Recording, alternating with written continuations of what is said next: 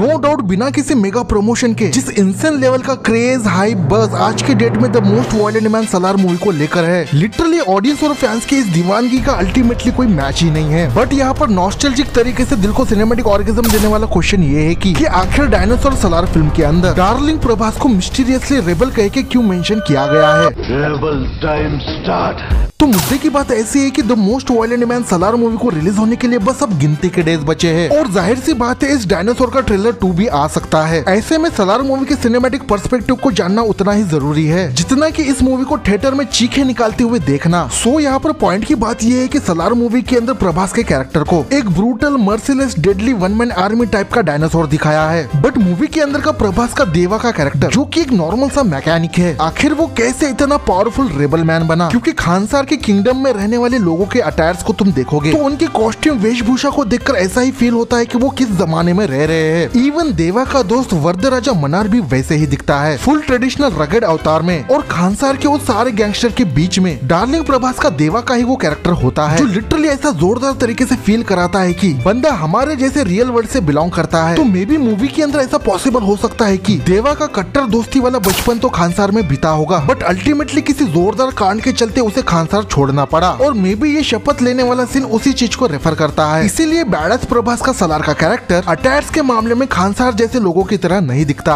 But यहाँ पर nostalgia को जोरदार तरीके से जिंदा करने वाली बात यह है कि the most violent man Salaar movie के अंदर डार्लिंग प्रभास को कोई बाहुबली स्टार सुपरस्टार ऊपरस्टार कह के मेंशन नहीं किया गया है। इसके अपोजिट विजनरी प्रशांत नील ने डार्लिंग प्रभास को एज अ रेबल स्टार, हाँ मैं फिर से कह रहा हूँ एज अ रेबल स्टार कह के ही प्रेजेंट किया है, जिसके पीछे प्रशांत नील का जो क्लियर इंटेंशन था उस नॉस्टैल्जिया को वही बंदा समझ सकता है, फील कर सकता है जिसने प्रभास द सुपरस्टार को बाहुबली के पहले से ही फॉलो करते आ रहा है। क्योंकि प्रशांत नील ने the most violent man Salaar movie के अंदर बैडस प्रभास के उन ओजी कैरेक्टर्स और मूवीज को ट्रिब्यूट देना चाहता था जिससे डार्लिंग प्रभास को बाहुबली से पहले सभी जानते थे। कहने का मतलब ये है कि अगर तुम बैडस प्रभास के बाहुबली के पहले की मूवीज को उठा के देखोगे जिसमें कल्ट ब्लॉकबस्टर मिर्ची, बंदे के करियर की फर्स्ट ब्लॉकबस्टर मूवी छत्रपति और जिस ब्लॉकबस्टर रेबल मूवी के जरिए बंदे को रेबल स्टार कह के टैग मिला था, प्रभास के उन आइकॉनिक मास मूवीज को अगर तुम देखोगे तो उन मूवीज के बहुत सारे तगड़े तगड़े रेफरेंसेस इस मूवी के अंदर दिए गए हैं। जैसे कि ये डायनासोर सलार का पंच वाला पोज सीधे सीधे ट्रिब्यूट देता है मिर्ची मूवी को, और जिस भी बंदे ने प्रभास के करियर की one of the best movie the mad mad Chhatrapati को उसके ओजी वर्जन में देखा है, वो बंदा जोरदार तरीके से सलार के कैरेक्टर के साथ रिलेट कर पाएगा। क्योंकि ब्रूटैलिटी के मामले में छत्रपति का कैरेक्टर जितना एग्रेसिव था उस चीज से इंस्पिरेशन लेते हुए प्रशांत नील ने सलार के कैरेक्टर को लिटरली बंदे ने एक ब्लडी डायनासोर ही बनाया है। और यही वो फकिंग रीजन है जिस वजह से प्रभास को the most violent man Salaar movie के अंदर एज अ रेबल स्टार कहा गया है। क्योंकि इस बैडस मूवी के अंदर मिर्ची मूवी का चार्म से लेकर छत्रपति मूवी जैसे एंग्री यंग मैन कैरेक्टर को भी दिखाया जाएगा और ऑफ कोर्स प्रभास के रेबल मूवी का स्वैग भी इस मूवी के अंदर देखने को मिलेगा। तो बेसिकली सलार मूवी का रेबल प्रभास का कैरेक्टर प्रभास के उन ओजी आइकॉनिक कैरेक्टर्स का एक ऐसा डेडली कॉकटेल है जिनकी मासिव पर्सनैलिटी और एक